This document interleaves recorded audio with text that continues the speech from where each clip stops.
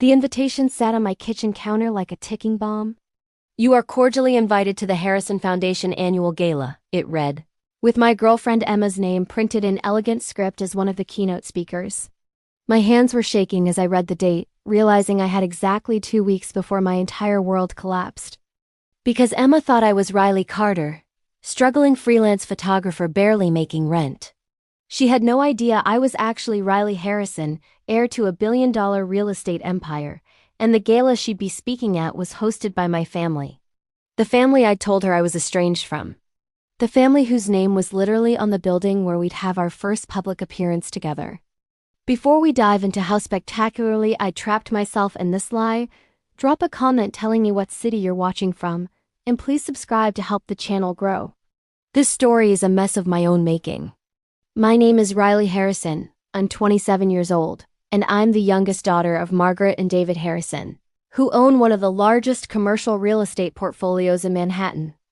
I grew up in a penthouse overlooking Central Park, went to private schools, summered in the Hamptons, and generally lived the kind of privileged life that people make movies about. It was suffocating. By the time I turned 25, I'd had enough of the expectations, the social climbing, the people who wanted to be close to me only because of my family name. Every relationship I'd had felt transactional, every friendship felt conditional. I never knew if people liked me or liked my access to wealth and connections. So I made a decision that seemed reasonable at the time but was actually completely insane. I moved out of my family's world and into a tiny apartment in Brooklyn under a slightly modified version of my name, telling people I was just Riley Carter, a freelance photographer trying to make it in the city. My family thought I was having a quarter-life crisis and would come back in a few months. My trust fund was still active, but I barely touched it, wanting to prove I could make it on my own. I picked up photography gigs, did some commercial work, and actually started building a legitimate career separate from my family name. For the first time in my life, people were treating me like a normal person, and it was intoxicating. That's when I met Emma Rodriguez. She was 28, working as a senior analyst at a nonprofit that focused on affordable housing advocacy. We'd met at a coffee shop in Williamsburg, both reaching for the last blueberry muffin at the same time. She'd laughed and insisted I take it, and we'd ended up talking for 3 hours. She was brilliant, passionate about her work, and completely unimpressed by wealth or status. She talked about fighting against corporate real estate developers who were displacing longtime residents, about how families like the Harrisons represented everything wrong with unchecked capitalism. I should have told her the truth right then. I should have said, "Actually, I'm one of those Harrisons you're talking about." But I didn't, because for the first time in my adult life, someone was seeing me as just me, not as a walking trust fund. And I wanted to hold on to that feeling a little longer. Our relationship developed quickly. Emma was everything I'd been looking for. Authentic, driven, caring about things that actually mattered. She lived in a modest apartment in Queens, budgeted carefully on her nonprofit salary, and spent her weekends volunteering at community centers. She made me want to be a better person, to use my privilege for something meaningful instead of just existing in it. 6 months into our relationship, Emma told me she loved me. We were sitting on her apartment roof at sunset, and she'd turned to me with those warm brown eyes and said, "I love that you're not like other people I've dated, you're real. You care about things beyond money and status. You see people really see them." That's rare, Riley. I'd said I loved her too, which was true. But everything else about what she thought she knew about me was built on a foundation of lies. She thought my parents were middle-class suburbanites I was estranged from due to them not accepting my sexuality. She thought I was struggling financially like she was. She thought we were building something together as equals, 2 women trying to make it in an expensive city on passion and determination alone. The truth was so much more complicated. I wasn't struggling. I had access to more money than Emma would make in 10 lifetimes. My family wasn't estranged because of homophobia. They were actually pretty progressive about that. My mother had literally said, "Darling, we live in Manhattan. Half our friends are gay. Just bring home someone appropriate." The estrangement was my choice, my rebellion against a life I didn't want. For almost a year, I managed to maintain the fiction. I was careful about money, never spending too lavishly, always having reasonable explanations for how I could afford things. I avoided anywhere I might run into family friends. I kept my two lives completely separate, and it worked. Until the gala invitation. Emma had been so excited when she got it. "Riley, this is huge!" The Harrison Foundation is one of the biggest philanthropic organizations in the city. They're giving me an award for my work on affordable housing, and I get to speak at their annual gala. This could be career-changing for me. I'd felt physically sick. The Harrison Foundation was my mother's pet project, something she'd started 20 years ago to improve the family's public image. I'd served on the board until I'd walked away from that life. My face was probably in their promotional materials. My mother would absolutely be at the gala, along with everyone else from my former world. "That's amazing," I'd managed to say. "I'm so proud of you. You'll come with me, right?" "As my date? I know fancy events aren't really your thing, but it would mean so much to have you there." I'd frozen. Going to the gala meant exposure. It meant Emma would inevitably discover who I really was, and not just in a private conversation where I could explain myself, but in front of hundreds of people at an event celebrating my family's wealth. "Of course I'll be there," I'd said, because what else could I say? What else could I say? That was 2 weeks ago. Now the gala was in 2 days, and I still hadn't figured out how to tell Emma the truth. I drafted about 50 different speeches, practiced in the mirror, typed and deleted countless texts. But every version ended the same way in my imagination, with Emma looking at me like I was a stranger, realizing that everything she thought she knew about me was a lie. The worst part was knowing she'd feel betrayed not just by the deception but by what I represented. Emma's entire career was built on fighting against people like my family. The Harrison real estate empire had displaced thousands of families over the years, prioritizing profit over people. My family's foundation was essentially a PR move to offset the damage their business practices caused. And I'd let Emma fall in love with me while thinking I was on her side, when really I was the literal embodiment of everything she was fighting against. I knew I had to tell her before the gala. Letting her find out in public would be cruel and cowardly. So the night before the event, I asked her to come over to my apartment. I'd cleaned obsessively, made dinner, and pulled out a bottle of expensive wine that I immediately realized I shouldn't have had if I was supposedly struggling financially. Emma arrived looking beautiful and happy, talking animatedly about her speech for the next night. "I'm going to call them out, you know. Politely, but directly. I'm going to talk about how philanthropy is great, but it doesn't make up for exploitative business practices. I'm going to challenge the Harrisons to actually change how they operate, not just throw money at problems they helped create." My stomach was in knots. "Emma, I need to talk to you about something." Before the gala tomorrow. She must have heard something in my voice because her expression shifted to concern. "What's wrong? Are you okay?" "I'm fine. But I need to tell you something. And I need you to let me get through the whole thing before you react, okay?" She sat down on my couch, looking worried. "Riley, you're scaring me." "I've been lying to you," I started. "Not about my feelings. Those are real.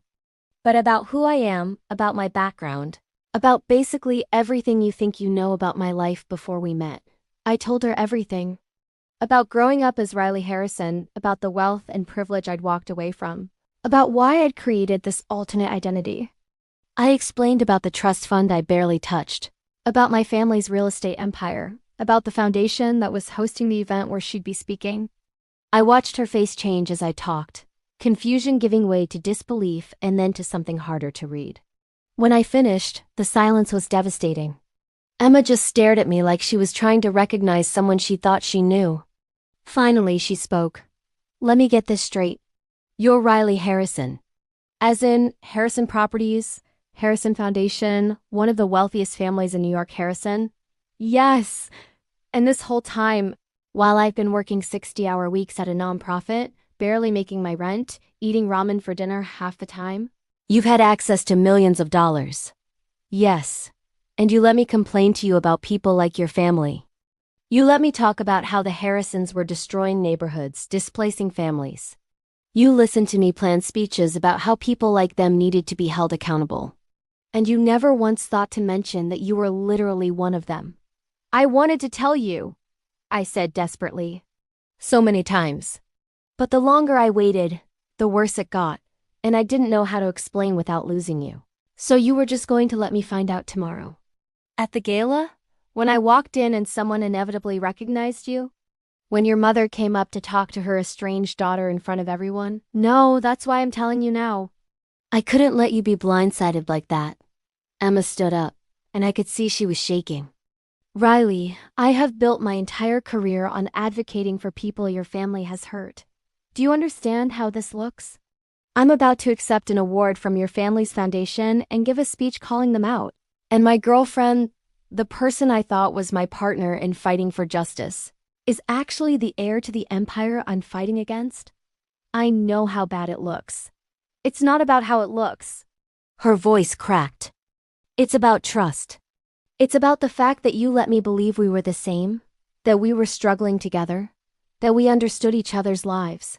But we're not the same at all. You've been playing at poverty while I've been living it. You've been pretending to care about the same things I care about while your family profits from the exact systems I'm trying to dismantle. I do care, I said. Everything I feel about injustice and inequality is real. Just because I come from wealth doesn't mean I don't see how wrong it is. But you could fix it, Emma said. You have access to resources that could actually make a difference, and instead you're hiding in Brooklyn pretending to be someone you're not. Do you know how many families I could help with your trust fund? How many people could stay in their homes with that kind of money? She was right, and I knew it. I'd been selfish, using my escape from privilege as a form of personal fulfillment without actually doing anything meaningful with the resources I had. I need to leave, Emma said, grabbing her jacket. I need to think about this. Please don't go, I begged. We can talk through this. Talk through what? The fact that our entire relationship is based on a lie? That you've been deceiving me for almost a year? Riley, I don't even know who you are. The person I fell in love with doesn't exist. She does exist, I said desperately. I'm still me. The person you got to know, the person who loves you, that's all real. But the context is completely different. Everything I thought we shared, every conversation we had about struggling to make it, about being outsiders in the city, that was all false for you. You were always able to walk away and go back to your penthouse life anytime you wanted. She left, and I spent that night crying and questioning every choice I'd made for the past year. I thought I was being authentic by rejecting my family's world, but really, I'd just been playing a different kind of game, one where I gotta feel good about myself without actually having to confront my privilege or do anything meaningful with it. The next evening was the gala. I didn't know if Emma would show up, if she'd withdraw from speaking, if she'd ever want to see me again. I went anyway, wearing a dress I'd borrowed from a friend because all my designer clothes were still at my family's house. I walked into the ballroom of the Plaza Hotel and immediately felt the weight of my old life crashing back. Riley!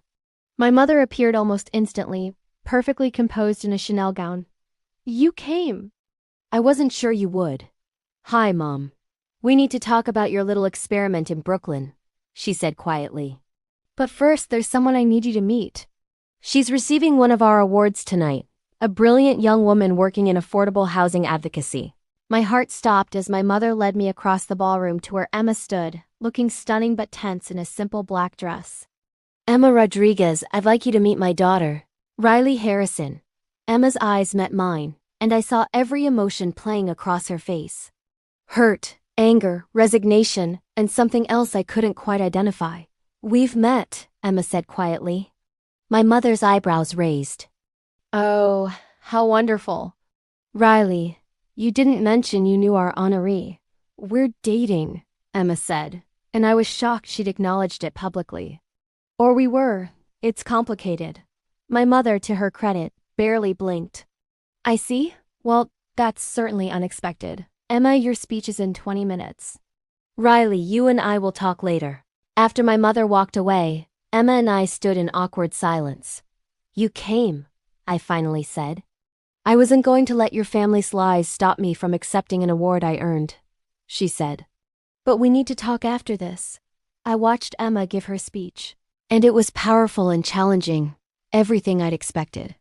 She called out the foundation, questioned whether philanthropy could ever truly compensate for exploitative business practices, and challenged everyone in the room to do better. My family looked uncomfortable, but they couldn't deny that every word she said was true. After the event, Emma and I ended up on a balcony overlooking Central Park, the same park I'd grown up overlooking from my family's penthouse. "I've been thinking a lot," she said, "about what you told me, about who you are, about whether any of this can work." "And?" I asked, barely breathing. "I'm angry. I'm hurt. I feel betrayed. But I also understand why you did it, even if I don't agree with how you did it." She turned to look at me. "Riley, I fell in love with who you are, not where you come from. But I can't be with someone who hides fundamental parts of themselves. If we're going to try to make this work, you need to actually figure out who you are when you're not running from your family or pretending to be someone else." "What does that mean?" "It means you need to decide what to do with your privilege. You can't just reject it and pretend it doesn't exist. You need to actually use it for something meaningful, or you're just as complicit as your family in perpetuating the same systems." She took a breath. "And it means we need to start over. Really start over with honesty about who we both are and what we both want. I want you," I said. "And I want to be better. I want to use my resources to actually make a difference instead of just feeling guilty about having them." "Then prove it," she said. "Not to me, to yourself. Figure out who Riley Harrison actually is and what she stands for. And maybe, if you figure that out, we can try this again." That was 4 months ago. Emma and I aren't together right now, but we're talking. I've spent the past few months actually confronting my privilege and figuring out how to use it meaningfully. I started a fund for affordable housing that actually puts money into Emma as nonprofit and others like it. I rejoined my family's foundation board specifically to push for real change in how they operate and what they fund. I'm still doing photography, but now I'm using it to document the communities my family's business practices have impacted, trying to humanize the statistics Emma fights with every day. It's uncomfortable work. My family isn't thrilled about my activism, and Emma's colleagues are suspicious of my motives. But for the first time since I walked away from my old life, I feel like I'm actually doing something real with who I am rather than just running from it or pretending it doesn't exist. Emma and I have coffee once a week. We talk about her work, my projects, what we're learning about ourselves and each other. It's not romance, not yet, but it's honest in a way our relationship never was before. And maybe that honesty, that willingness to actually see and be seen, is worth more than the fantasy we were living in before. I lied about my identity because I wanted to be loved for who I was, rather than what I represented. But I learned that you can truly be loved if you're not honest about the full truth of who you are. Emma was about to find out who I really was, and it destroyed the relationship we had. But maybe it also gave us the chance to build something real, something based on truth rather than the comfortable fiction I'd constructed. Sometimes the person we're trying to hide from is ourselves. And the only way forward is through the uncomfortable truth of our own privilege and what we choose to do with it.